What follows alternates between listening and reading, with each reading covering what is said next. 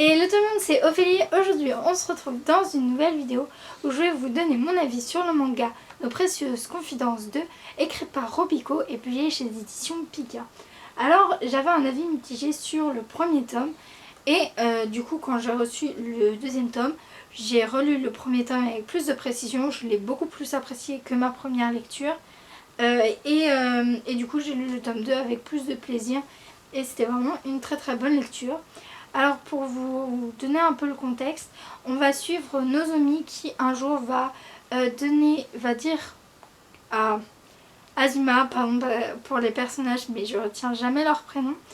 Donc elle va dire à Azuma qu'elle l'aime et du coup on va suivre dans ces deux tomes comment ils se lient d'amitié et comment ils vivent ensemble entre guillemets, comment ils se croisent, ils se parlent et tout ça.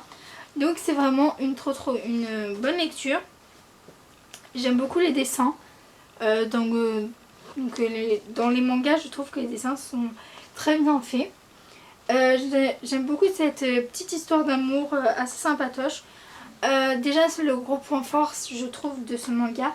C'est que le personnage principal garçon, il a des lunettes et il est un peu... athélo entre guillemets, il aime bien, il est athélo, on dit qu'il est athélo parce qu'il a des lunettes, mais en fait c'est un sorte de cancre. Et on n'est pas du tout dans le personnage typique du mec beau, viril, musclé, qui plaît à toutes les filles.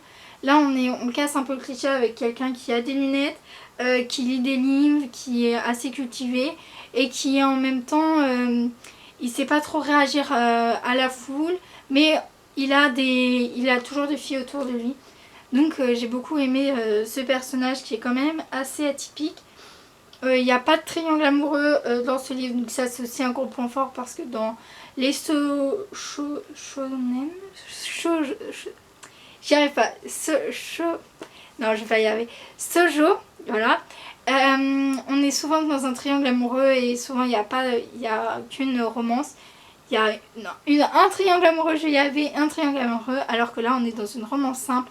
On va juste suivre deux personnages qui sont amoureux l'un de l'autre, mais le personnage garçon n'arrive pas à dire ses sentiments au personnage fille. Donc je vous dis pas le nom des personnages parce que je m'en rappelle jamais. J'arrive jamais à les garder en mémoire.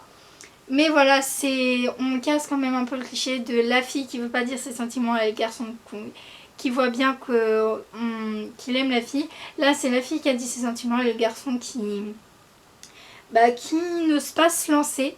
Donc c'était vraiment une trop bonne lecture. Je vous le conseille pour casser les stéréotypes des shoujo. Donc voilà, si ce livre vous tente, si vous voulez en savoir un peu plus, je vous mets le résumé en barre d'infos et le lien Amazon. N'hésitez pas à aller voir dans votre librairie s'il y est. Donc comme ça fait un peu marcher les petites librairies. N'hésitez pas à me dire en commentaire si vous avez lu le tome 1, que vous avez vous procuré le tome 2. N'hésitez pas à liker cette vidéo, à partager et à vous abonner.